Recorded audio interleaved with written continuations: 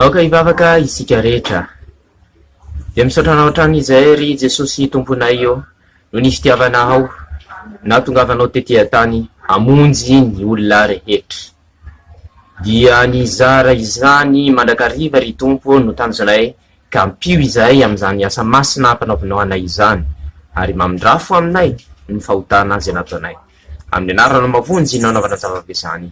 Amen. Ry sirolady malala ho aminareo rehetra ny fahasoavana sy ny fiadanana avy amin'Andriamanitra retsika sy Jesosy Kristy Tompo. Amen. Amin'izao aladiny Epifania izao dia voasoratra ho torina ao amin'ny Matio 12 ny andiny 15 hatramin'ny 21 zay no soratra masina voatendry ho torina. Matio 12 andiny 15 hatramin'ny 21 toy izao no vaky teny amin'ny anaran'i Jesosy.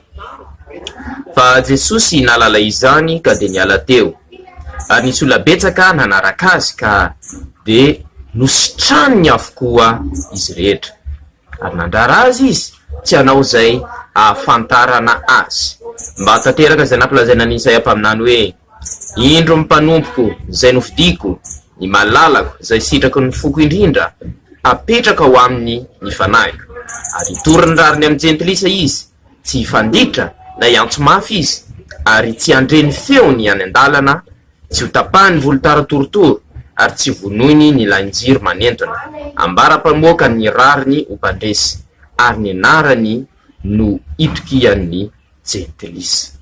Amen. Aladiny Epifania matetika dia tonga ao an-tsaintsika rehefa aladiny Epifania dia ny nahatongavan'ireo magy hamangy an' Jesosy. Tsy diso zay moa tonga ao-tsaintsika voalohany fa zadino ny tena hevitry ny hoe Epifania. Atsika kilasy 10 zao mahay tsara mihitsy na inona ny dikany hoe Epifania? Fisehoana. Ny fisehoan'i Jesosy zay ny tena banjina amin'ny Epifania. Iza nefa le tena isehoany. Inona moa reto magy zay fantatsika tsara fa nisehoan'i Jesosy tamin'ny ekipe Epifania ity dia jentilisa ireo, tsy mpivavaka ireo, mpandinika kitana ireo dia avy amin'ny kitana no amantariny ny zava-misy. Zany hoe mpanompo sampy zany reo raha ny tena marina fa tsy mpivavaka amin'ny Jehova. Dia ireto anefa dia rehefa nijery kitana dia milaza hoe misy mpanjaka ho avy eo, mpanjaka ambony ny mpanjaka rehetrarehetra ary dia rehefa tonga eo izy mpanjaka zareo fa rehefa nahitan'i Jesosy dia niankohaka ny haiko hoe ity ny tena mpanjaka, ity ny tena mpanjaka lehibe tokony ivavahana. Dia zay fisehoan'i Jesosy amin'ny jentilisa izay no tena banjintsika amin'ny Epifania tahaka an'izao. Ka iza ry le jentilisa isehoana raha jerintsika ty teny androany ity. Raha nahita isika dia nisy olona nanaraka an' Jesosy dia nositrany daholo, nositrany avokoa izy rehetra. Tsy nisy navahany hoe ity jiosy, ity grika, ity sinoa, ity malagasy fa nositrany daholo zay rehetrarehetra teo. Ary raha jerentsika ho faminanina nataon'i Isaia mpaminany dia izao misy volotara torotoro tsy ho tapahany, zany hoe efa malemilemy dia tsy ho tapahany. Misy lahinjiro manentona tsy rehefa ho faty zany dia tsy ho vonoiny ireny. Zany ireo malemilemy rehetrarehetra ireo dia ho vonjeny avokoa, ireo dia ho ampiny avokoa. Zay amin'i Jesosy. Ary fomba fiasana tsy misehoseho, tsy mirehareo za manao an'izao, za mavita an'izao, fa miasa mangingina ary mandrara ny olona mihitsy ary tsy hiteniteny dia avy eo dia zao miseho azy ihany ny asa ataony, miasa ao anatin'ny fanetrenitena. Dia tahaka an'izay koa le fisehoana tiana ambara eto, miseho amin'ny jentilisa Jesosy, amin'ny tsy mpivavaka. Ny olona manko netrehitra tamin'izany hoe miseho tamin'ny zanak'Israely ihany izy. Ary misy antom-pivavahana anankiray milaza hoe ho an'ny ondrovian'ny Israely ihany hono Jesosy, satria le teny tamin'le vehivavy nytiny ihany mba hainy dia hoe ho an'ny Israelita ihany hono Jesosy. Kanefa hitantsika tsara fa taty aoriana tatariny dia nisotrany ihany le vehivavy kananita, izany hoe natao an'ny jentilisa koa izy. Ary fantatsika tsara koa fa tsy natao ho an'ny kristianina irery izy. Misy mieritreritra an'izany ho an'ny kristianina ihany Jesosy fa tsy ho an'ny mpivavaka hafa. Ho any rehefa tsy kristiana zany dia tsy ho azy Jesosy. Diso koa zay toetsaina izay. Fa Jesosy dia ho anatao an'ny olona rehetrarehetra. Aza dia fa isika malagasy dia tsy nahalalany Jesosy tamin'ny voalohany. Maizina ity tany ity tamin'ny voalohany, tsy hoe maizina hoe tsy hoe maizina be, maizina tahaka an'izao le malaka be, fa tsy misy an' Jesosy, tsy nahalala ny tena marina. Fa mbola ao ny mpanao gasy aratra amin'izao ary mbola misy toerana maizina hoe tambavaka ireny toerana mbola tsy mahalala an' Jesosy ireny. Fa izao no ny asan'ireo misionera marobe na norveziana io na amerikana na malagasy dia izao lasa nahalala an' Jesosy ny faritra maro eto Madagasikara. Satria nahoana Jesosy dia natao ho any rehetra fa tsy ho an'ny sarangan'olona vitsivitsy ihany. Ka tsy isika sekoly alady malala nie no anavakavaka hoe zany Jesosy zany dia ho an'ny rehetra olona rehetra any, ho ana ihany. Fa tsy mba hizara izany amin'olona isika, fitiavan-tena izany. Mbola tsy tapitra ny krismasy, mbola anaty vanim-potoana krismasy isika izao. Ndao tohizana hatrany ny fankalazana, ndao tohizana hatrany ny fideranan'i Jesosy amin'ny alalan'ireo fankalazana maro izay atao am-piangonantsika, ampahafantaritsika amin'ny olona rehetra fa Jesosy irery ihany no vamonjy. Ny fahasoavan'i Jesosy Kristy Tompo, ny fitiavan'Andriamanitra Ray, ny firaisana sy ny fombona amin'ny fanamasina ho amintsika rehetra ny hatramin'izao mandrakizay. Amen. Ivavaka isika. Misaotra Jesosy eo no zany teny avy aminao izany. Dia ataovy mazoto mampalafantatra anao amin'ny jentilisa mandrakarira izay satria natao an'ny rehetrarehetra ianao. Tonga ho anay izay tsy nahalalanao tokoa izay tamin'ny voalohany, dia ataovy mazoto mizaranao amin'izay tsy mahalalanao koa izahay. Voninahitry narinao zavako izany aminaran'i Jesosy. Amen.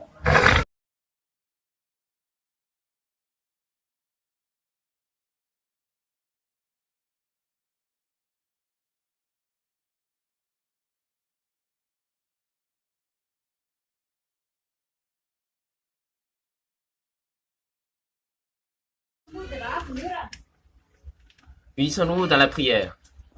Merci Seigneur pour ce jour nouveau que tu nous as donné. Merci pour ce nouveau moment que tu nous donnes afin que nous écoutions ta parole. Tu as quelque chose à nous dire? Travaille en nous, que ton Saint-Esprit illumine notre cœur afin que nous recevions ta parole et que nous te montrons sur toutes les personnes. En ton nom, Seigneur, nous faisons cette prière. Amen. Chers membres de l'école de dimanche, que la grâce et l'amour du Seigneur Jésus-Christ, Dieu notre Père, soient avec vous. Amen. En ce dimanche de l'Épiphanie, l'écriture sainte qui nous sera donnée est écrite dans l'évangile de Matthieu. Matthieu chapitre 12, verset 15 au verset 21. Matthieu chapitre 12, verset 15 au verset 21, voici ce qui est écrit au nom de Jésus-Christ. Quand Jésus apprit cela, il quitta cet endroit et un grand nombre de personnes le suivirent. Il guérit tous les malades, mais il leur recommanda certainement de ne pas dire qui il était. Il en fut ainsi, afin que se réalisent ces paroles du prophète Ésaïe. Voici mon serviteur que j'ai choisi, dit Dieu. Celui que j'aime et en qui je mets toute ma joie, je ferai reposer mon esprit sur lui. Il annoncera mon jugement aux nations, il ne se disputera avec personne et ne criera pas, on ne l'entendra pas faire des discours dans les rues, il ne cassera pas le roseau courbé, il n'éteindra pas la lampe dont la lumière faiblit. Il agira ainsi jusqu'à ce qu'il ait fait triompher la justice, et toutes les nations mettront leur espoir en lui. Amen. Dimanche de l'Épiphanie. Vous savez très bien ce que c'est que l'Épiphanie. Pensez immédiatement aux trois rois mages qui sont venus rendre visite à Jésus et qui lui ont offert des présents. Vous qui êtes à l'étranger, en France surtout, vous connaissez très bien la tradition de la galette des rois. On cherche la fève, et celui qui trouve la fève est le roi pour cette journée-là. On lui donne une couronne, on fait sa volonté, bon, cela dépend des pays. Mais l'épiphanie, en général, ce qui nous vient immédiatement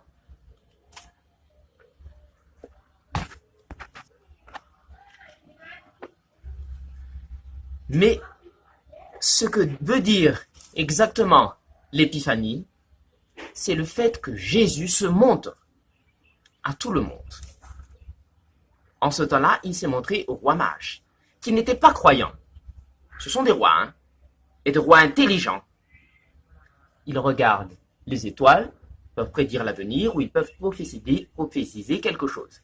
C'est de l'idolâtrie, Mais ils ont quand même utilisé cette idolâtrie pour dire qu'il y avait un roi qui viendrait, le roi des rois, le plus grand des rois. Ils étaient rois, mais ils se sont inclinés, ils se sont prosternés devant Jésus, car ils ont reconnu en lui le roi des rois. D'ailleurs, vous savez très bien qu'ils ont offert des présents, de l'or, de l'encens et de la myrrhe. Mais la vraie signification de l'épiphanie, c'est le fait que Jésus se soit montré pour tout le monde. Je dis bien tout le monde.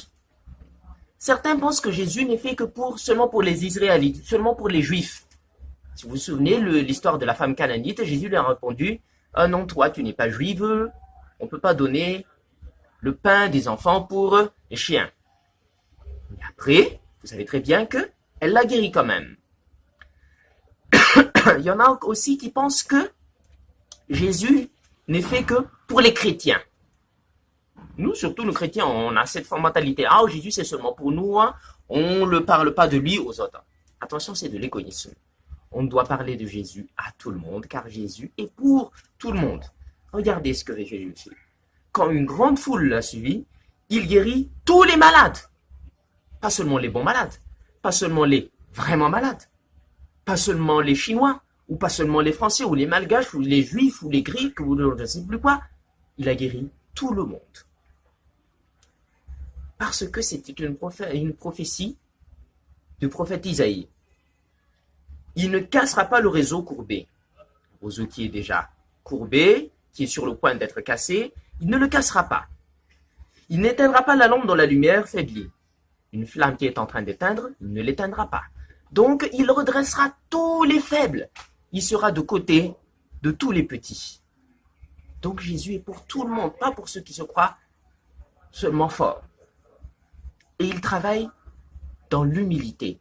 Il ne se montre pas comme certains, « Oh, moi je sais faire ça, moi je sais faire ceci ou cela. » Mais il travaille dans le silence. Et il recommande même de ne pas, aux gens qu'il guérit, de ne pas le dire. Mais après, on le saura toujours. Et nous devrons en faire de même. Montrer Jésus aux gens. Parce que Jésus est pour tout le monde. Il est à noter que nous, les Malgaches, on ne connaissait pas Jésus avant. On était encore dans le noir. Le noir, ça ne veut pas dire l'obscurité, mais on ne connaissait pas encore Jésus. On faisait encore de la sorcellerie, des mauvais sacrilèges, etc., etc. Mais lorsque les missionnaires, soit américains, norvégiens ou malgaches, sont venus et ils ont parlé de Jésus, on est arrivé dans le droit chemin. Et attention, il y a encore des régions à Madagascar qui ne connaissent pas encore Jésus, qui sont encore dans le noir. Nous devons parler de Jésus dans ces régions-là. Jésus est pour tout le monde. Ne soyons pas égoïstes. Montrons Jésus à tout le monde. Noël n'est pas encore fini. Il y aura encore plusieurs célébrations de Noël dans différentes sections de l'Église. À nous de continuer la célébration de Noël et de montrer que Jésus est fait pour tout le monde. Jésus est le sauveur de l'humanité. Que la grâce du Seigneur Jésus-Christ, l'amour de Dieu notre Père et la communion avec le Saint-Esprit soient avec vous. Amen. Prions. Merci Seigneur pour cette parole que tu nous as donnée. Merci pour ta venue sur terre, pour nous aider, pour nous sauver.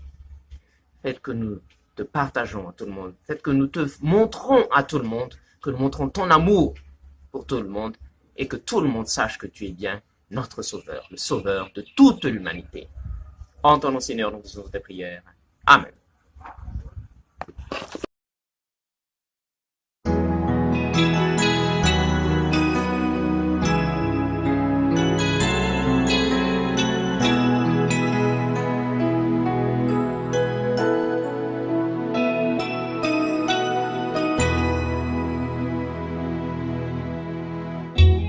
Nothing but like Eliazar, then it's so jawai ni tananau, ni tantanai, ni taridalanai, rane teja queen jai, sazia vemi no mendrikai, ni indra funu menorai citu.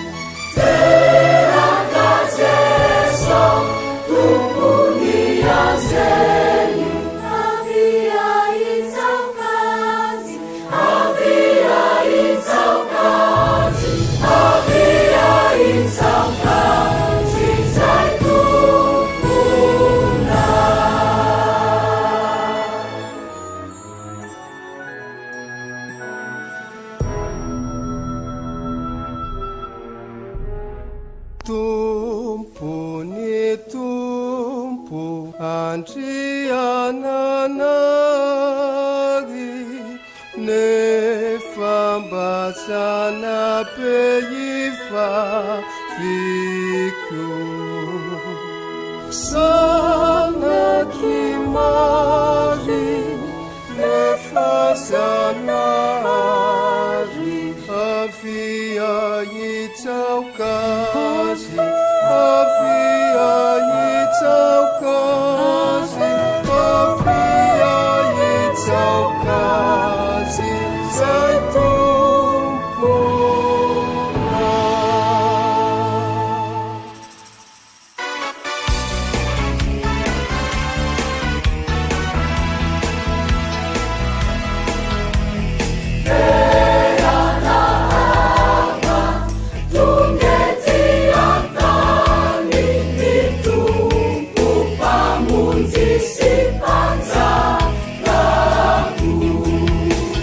Hey!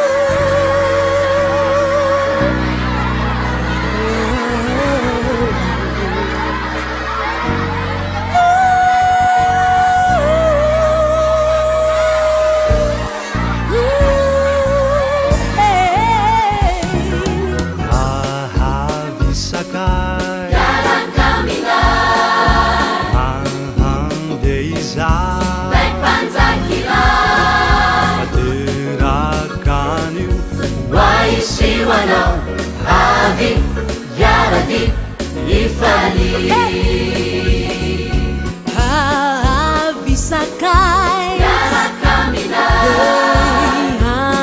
Andeisa Lepanzakila Derakani Waisiwana Avi Yaradi Ifali Isinu ilai Mesia Wansika Isayi Nanika Anuvu Anifunau Handai Lai Fia Danana Naija Vanodira Fia Danana Nani Uluna Akasitani Hallelujah Hosanna Hallelujah Naija Vanodirai Alfia Danana Vanula Castana Hallelujah Hosanna Hallelujah Izy no ilay Mesia ho antsika izay manita ka anio hoainy fonao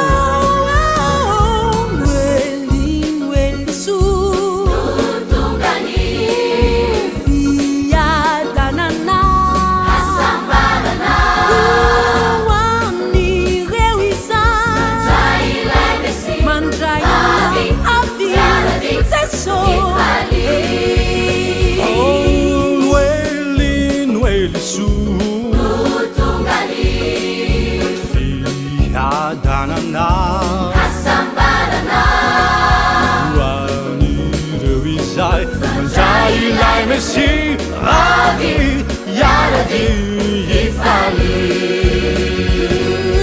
Isinu ilai Mesia Wansika Isa Kamiu Wainifuna Anja ilai Fia Danana Isinu ilai Mesia Wansika Isainani Anuvu Wainifuna Anja ilai Fia Danana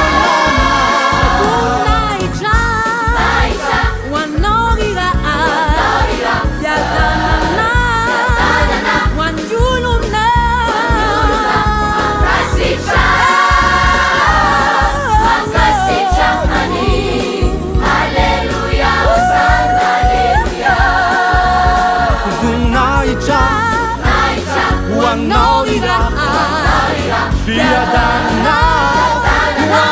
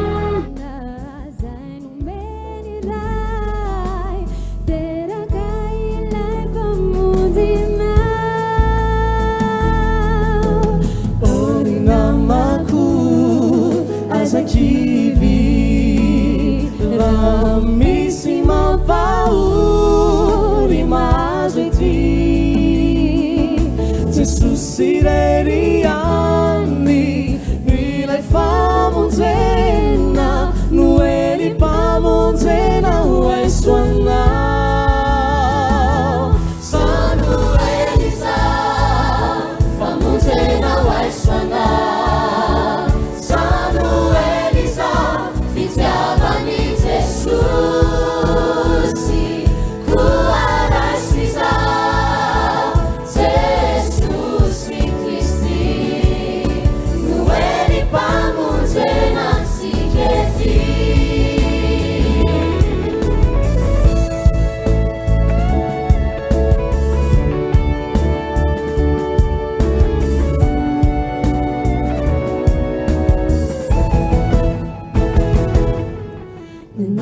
Jesus ni mirinadeti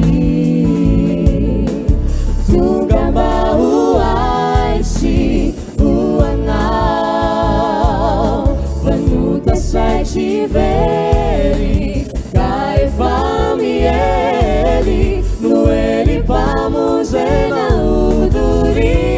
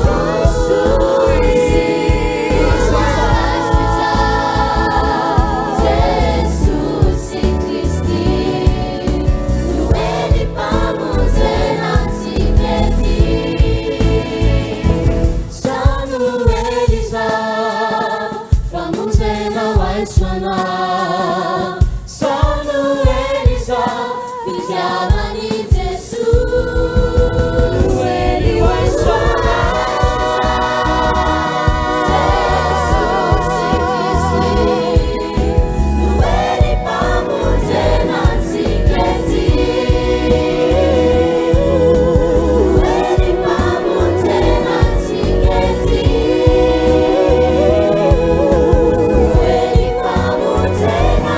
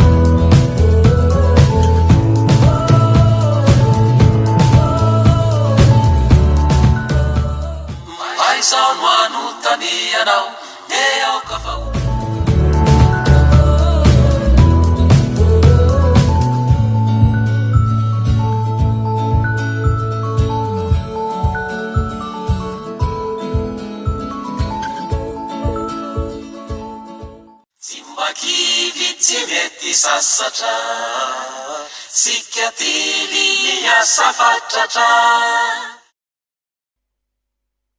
RTL tsara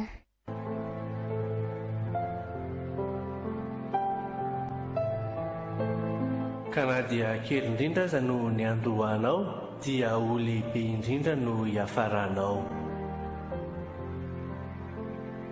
joba toko fahavalo ny andinin'ny fahafito radio teny fiainana FM 91.2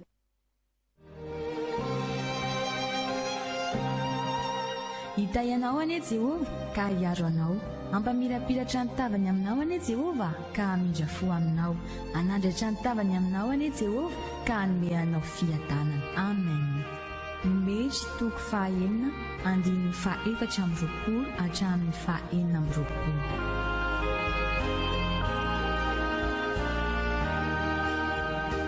L'Éternel te bénisse et te garde. L'Éternel fasse lever la lumière de sa face sur toi et use de grâce envers toi. L'Éternel lève sa face sur toi et te donne la paix.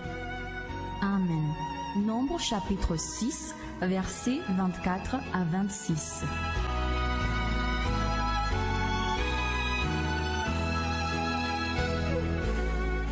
May the Lord bless you and take care of you. May the Lord be kind and gracious to you. May the Lord look on you with favor and give you peace. Amen. Number chapter 6, verse 24 to 26.